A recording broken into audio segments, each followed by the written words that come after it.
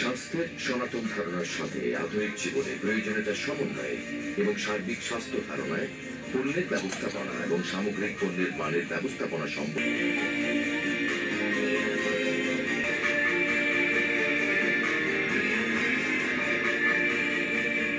আমরা শারীরিক আস্থা এবং জীবন মনোভাবের দৃষ্টিভঙ্গি এবং